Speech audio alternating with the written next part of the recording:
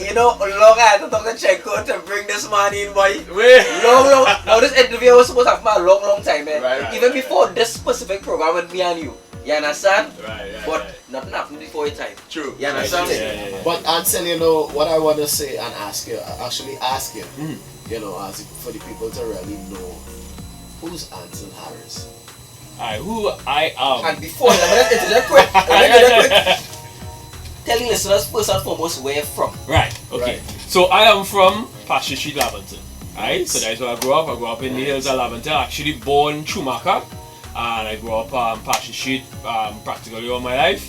And yeah, that was the place I learned, you know, everything, you know, gain the experience, learn from people, listen to the older ones that gives advice. You know, I always, I remember I was filming the other day, and my cousin came and say, when everybody outside and take it, and so they to be inside just drawing and figuring out like what to do. You know what I mean? Yeah. But I guess a lot of people from the area that respected that you know I didn't the elements was wrong.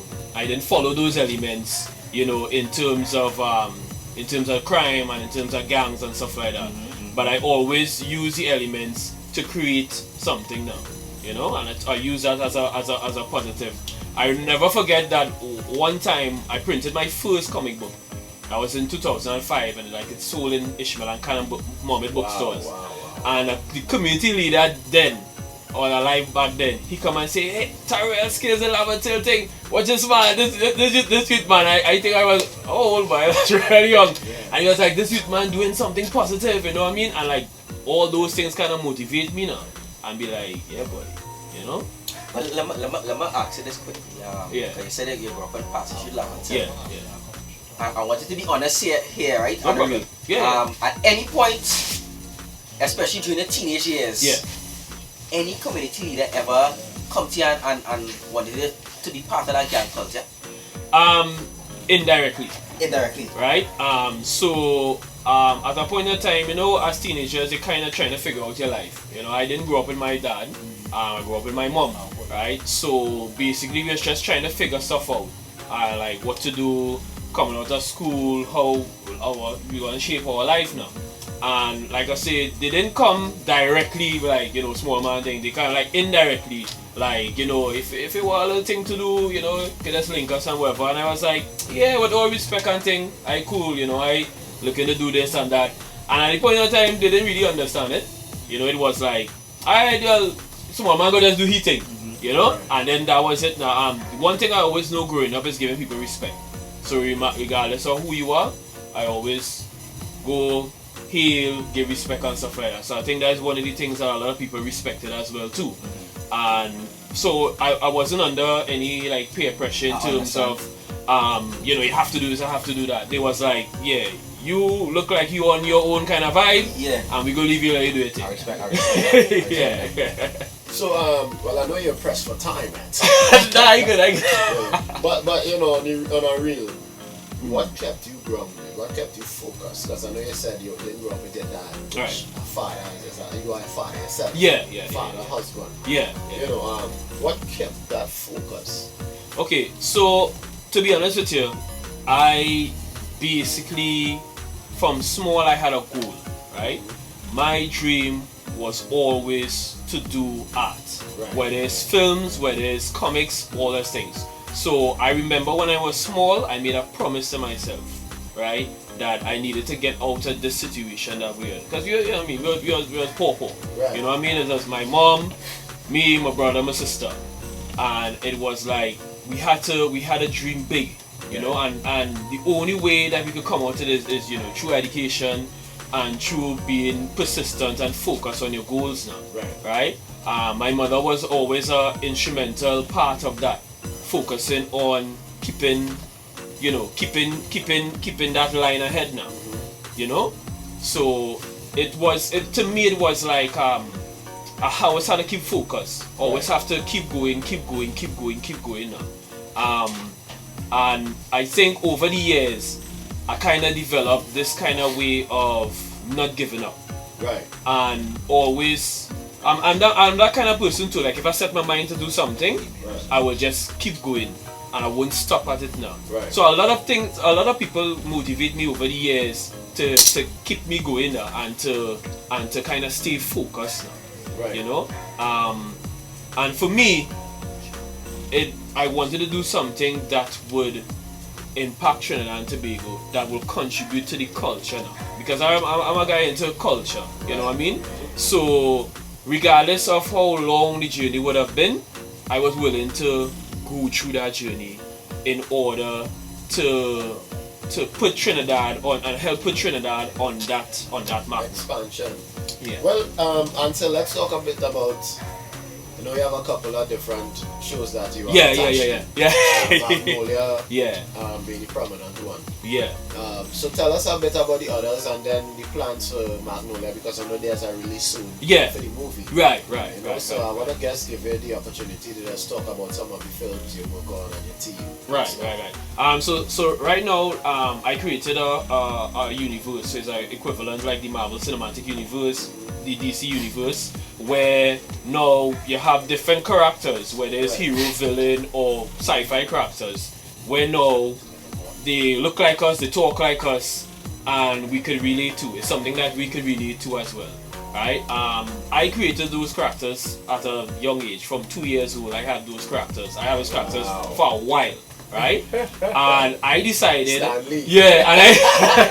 I decided to pursue that and to actually put it into motion. Right. I was fortunate to have a lot of people that saw the vision in terms of the actors, cinematographers, VFX people that saw the vision, saw what I was doing. And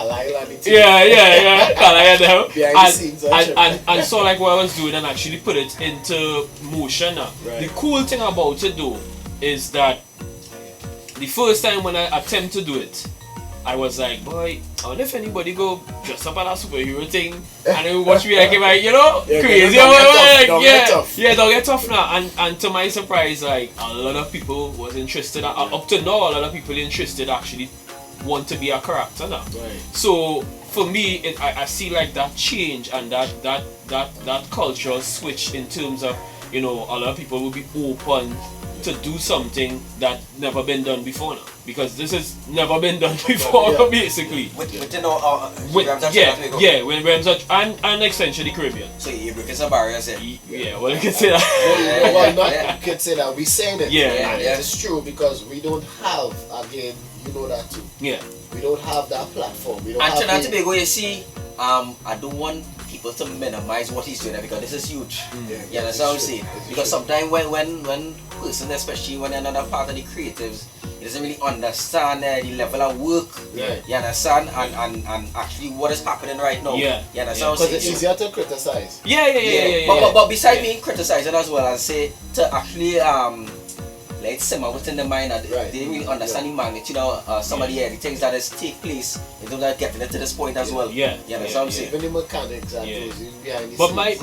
my main thing is basically showing the world that we can do the same thing that they could do there. And what I admire, I'm sorry to cut across. But what I admire with you and the team, because I know there's a team with you, is that Trinidad doesn't have the market for this.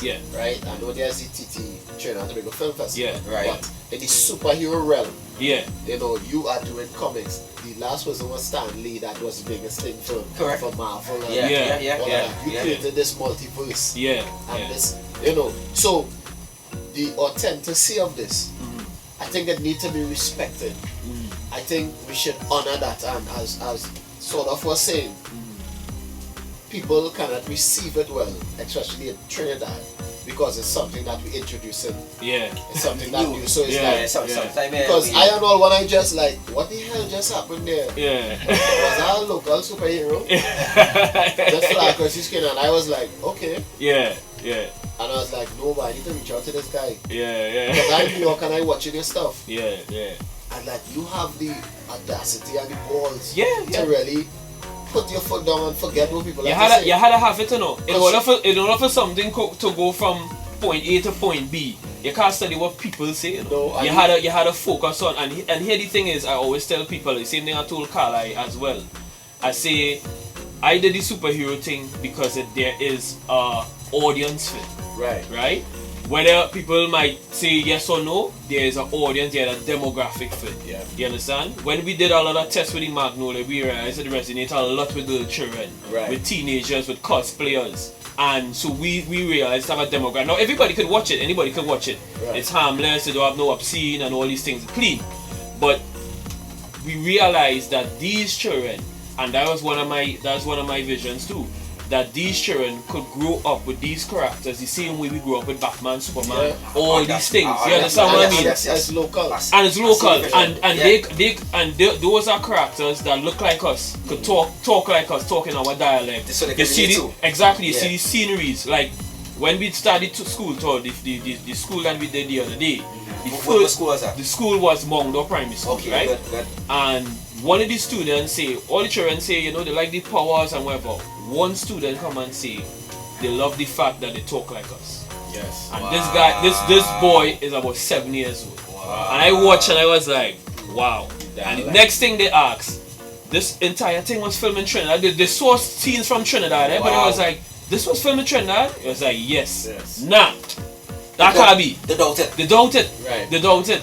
You know what I mean? So the thing about it, like I always say, the same way that we grew up with these foreign characters, is the vision for me is for these kids to grow up with these characters as well. I see the vision. And these characters could be role models because when we were small, we had that. That's very important because a lot of parents now are actually creating what the children are watching it. Yeah. Because a lot of the cartoon content now, sending some mixed messages. So, but you know, Ancil, again, we always happy. Yeah. He's my personal friend. Yeah, I know that. We always on the show. We are happy to have you. We are honored, and you are doing great things, big things. You are into your success. Thanks, man. You know, it's your dream. Yeah. Listen, go for it. I don't want to tell you that, you know. Yeah. You and your team on the set. Just tell us quick because I know the time's going. Yeah. What date is the launch of the movie Magnolia? Right. So Magnolia. So Magnolia is showing on January 12th at Caribbean Cinemas in Trin City and January South 12th, Park. 2023. Right. But that's the day they give us. But the thing is, we're having a special event, a special gathering with the cast and everybody on the 14th of January. Right? So that'll be the Saturday because the premiere will be a Thursday. Right. So the 14th, which is the Saturday, I'm inviting you guys to come down. You know, you meet the cast, you enjoy the scene and where can people are going as far as Netflix? Netflix. As far as you could go. You never know. As far as you could go. Let me tell you something. When, especially with this character, Magnolia is one of the least characters that I have, right? Personally, it's not any of the big characters that I have when I created when I was younger. But something about this character that break barriers. When we came out the first time, it showed it in Zambia, Africa, on Mozo TV. We actually got it to show a little bit for about a week or two on CW in Puerto Rico. Wow. And then Scene TV, it was advertising on Sportsmax in Jamaica. Scene TV reached out to us to so the thing about it is that there's a lot of barriers that it breaking now, and a lot of places that it going. And you know what I mean, it will go as far as it could go. The sky has no limits. Exactly. So, exactly. You know, Ancil, I want to thank you for your time, you and the team. I know your wife is in the building. Yeah, big up. So, big up to wifey. Carlisle is also in the building. Big up. We are live on some whatever platform here, so live from the street. Yeah. You know, so to the world, just is there a link? Other than is there a link to get the series? Yeah, so you go on gtnetworktv.com. Right. We are on all the social media platforms, GT Network, and you will see it. You search for Magnolia. Also, we have some Magnolia games as well too on Android. And we have some more things coming. We have some merchandises coming, especially for the launch and stuff. Right. And actually, while we're doing these school tours, we actually giving away gifts like some Magnolia coloring packs, some keychains, different things. I just want to say that how can kids follow you? Because I know this is an appeal to the kids. How can kids? Because I know there will be mommy. How can kids follow you directly? Like I say, through GT Network. GT Network. Yeah, so social media, YouTube, everything like that. Okay, I mean, I'm real super cool in terms of like kids too, so anybody could like reach out. Or and they can reach out to you. Kids Yeah. Okay, If somebody else answer them, they'll probably put me on them after. Okay, good. Yeah. You know your secret. Because you know a lot of parents will want to feel comfortable in terms of the kids reaching out here too as well. So I wanted to create that space for them. And I'm a dad too, so at the end of the day, I kind of understand what they will look at, what they will like, what they will like to see. Let me help you. You are people's person. You are love and answer. Yeah. Your personality is eccentric. Thanks. It's not from this world. We're seeing it. Yeah. I appreciate it. One of the superhero worlds. Again, Ancil and your team, thanks for your time. Yeah, I appreciate it. I really appreciate it. Yes. FM and don't be a stranger. Nah. I mean, all can reach out anytime. And Trinidad and Tobago, pay attention to the name Ancil Harris. Yes. Yeah, pay attention to that name. Believe you me. So thanks again.